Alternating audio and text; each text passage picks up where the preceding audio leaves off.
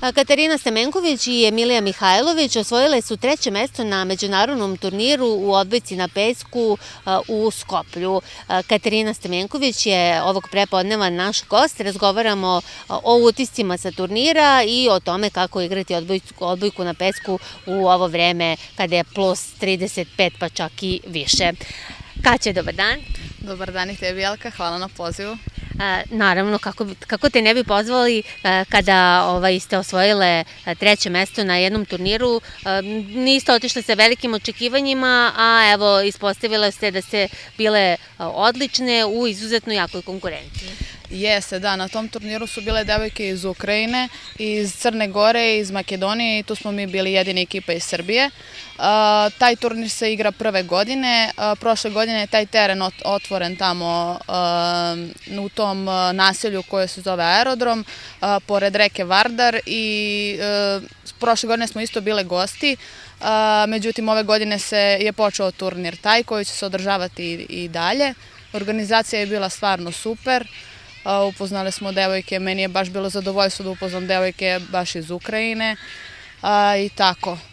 Očekivanja, ne znam, bila su malo, mislile smo da u jednom trenutku kao i da smo iskusne, međutim na pesku je jako teško igrati, drugačija su pravila, znači bukvalno drugačije u odnosu na parket, a mi godinama, znači 15 godina igramo na parketu, tako da je bilo i očekivano i neočekivano to 3. mesto. Pa ti to bolje znaš, odbojka je mnogo, čini mi se, napornija. U stvari svaki sport ima svoje dobre i loše strane, ako tako mogu reći, odnosno ima svoju težinu. Vi ste se pripremali na ovom terenu ovde iza, ali znači pripremati se na pesku je zaista naporno. Jeste, da, nedelju dana smo se pripremale i bilo nam je jako teško.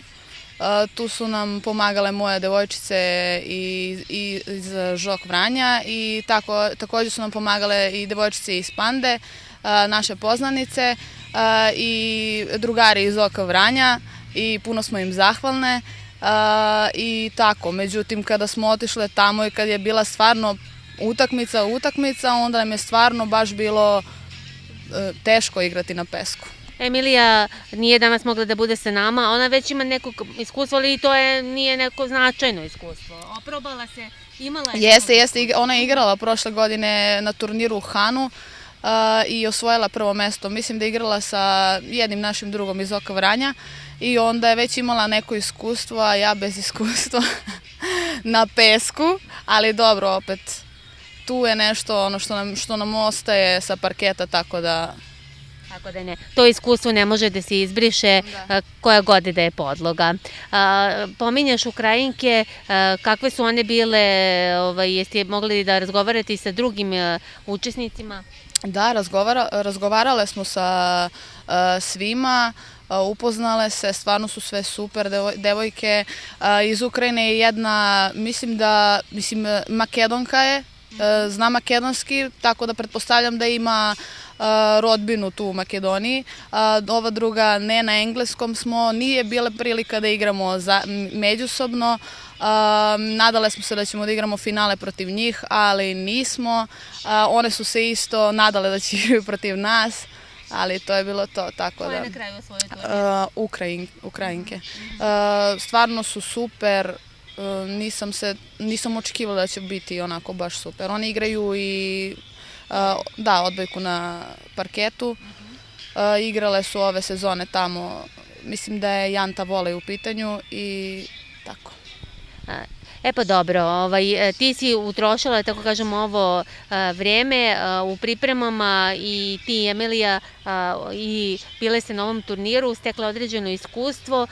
Kako još provodiš leto? Eto, prilika je da potenciramo to da kada neko krene da se bavi ozbiljno sportom, on nikada u potpunosti ne napusti sport.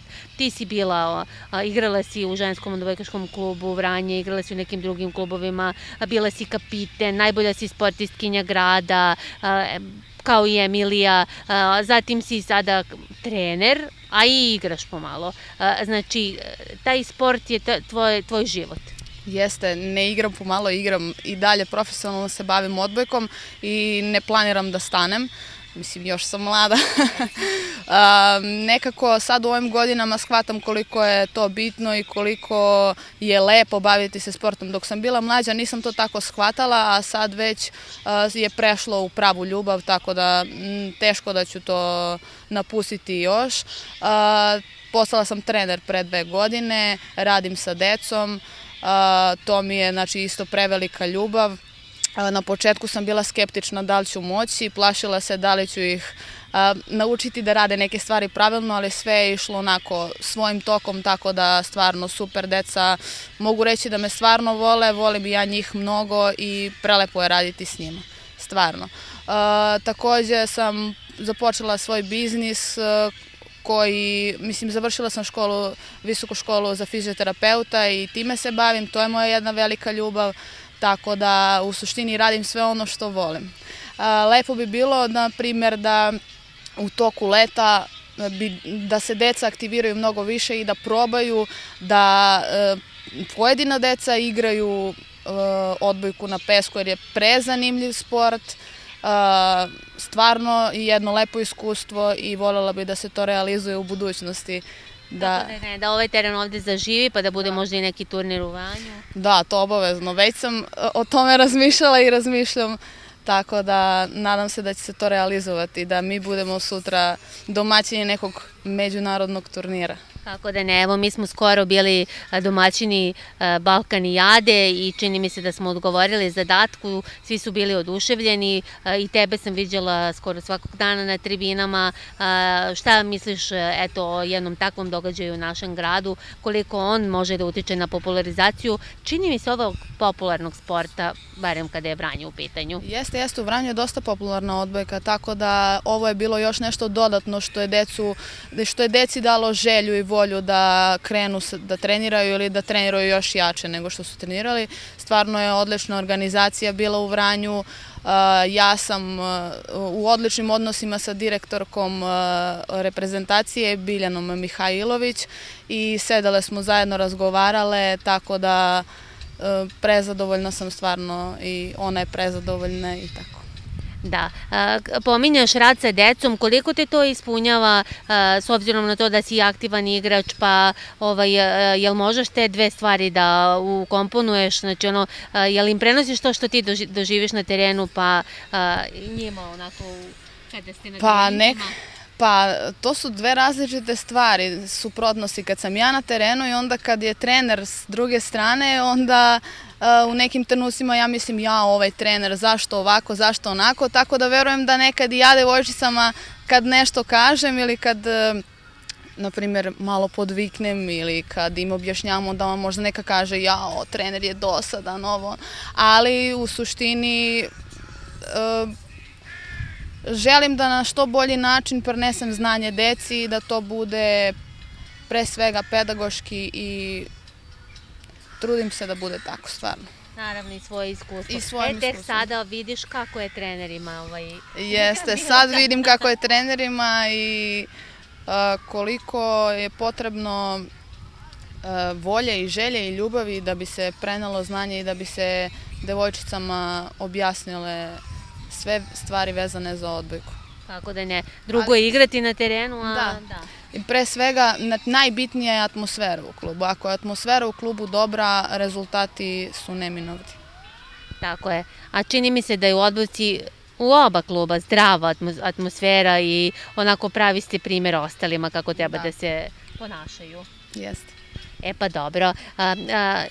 Pomenuli smo da bismo svi voljeli da bude jedan turnir kao taj na kome si učestvovala i ovde u Vranju, a namerno želim i potenciram na tome da pomeneš kako je to, da li bi trebalo deca da se što više bave sportom, nebitno je da li je odbojka i evo sada kada su na raspustu, koliko je važno da dođu u ovu teretanu ovde na otvorenom, u nekim igralištima kojih ima ovde po gradu ili da dođu, ne znam, da plivaju malo na bazenu ili da uveče jednostavno ovde šutiraju. Da. a da ne provedu vreme pored telefona i kompjutera. Da, to je jako važno, pogotovo u ovo vreme gde je tehnologija dosta razvijena i deca su konstantno na telefonima i uz kompjutere. Mislim, imam primer pored sebe, moj sin. Trudim se da ga što više animiram, da makar ako ne možemo dođemo na sportski centar, da izađemo napolje i da šutiramo loptu, trčimo, radimo nešto. Tako da je mnogo bitno i zbog motorike kod dece i zbog razvijanja tog nekog mentalnog sklopa kod dece, jer radeći nešto, baveći se sportom, rekreativno, profesionalno, mnogo znači u razvoju dece. Eto, apel svoj deci i roditeljima da svoje slobodno vreme provedu napolju, na sportskim terenima, igralištima, bilo gde, samo da ne budu pored telefona, ima vremena, neće im niti telefoni pobeći. Još jednom ti čestitamo i tebi, Emilije, na ovoj osvojenoj nagradi, na ovoj bronzanoj medalji. Nadamo se da će ih biti u ovom sportu, u odbojci na pesku i dalje i da ćemo doći do zlata, a naravno puno uspeha u nastavku karijere. Sada je pauza, je li tako? Da, trenutno je pauza, neplanirana, pošto je reprezentacija bila i sve te neke organizacije. Sada pravimo pauzu, ali za nedelju dana krećemo punom parom, spremam im opasne treninge, tako da to je to. Ja sam se uželela su one, stalno me pitaju kada ću da krenu treninzi i verovatno i pored reprezentacije su se malo... Motivisale su se tako da. Jesu, da, tako da sad jedva čekaju one, jedva čekam i ja. Odlično. E pa hvala puno i želimo vam puno uspeha u nastavku. Hvala. Evo, koleginice, čuli smo Katarinu Stamenković, da ponovim još jednom, ona i njena odbojkaška drugarica Emilija Mihajlović osvojile su 3. mesto na međunarodnom turniru u odbojci na pesku u Skoplju, a svakako njima je sport život, odbojka je sport koji su odabrale i ne napustaju ga, naravno nastavit će da se bave time. Eto, toliko za ovo uključenje.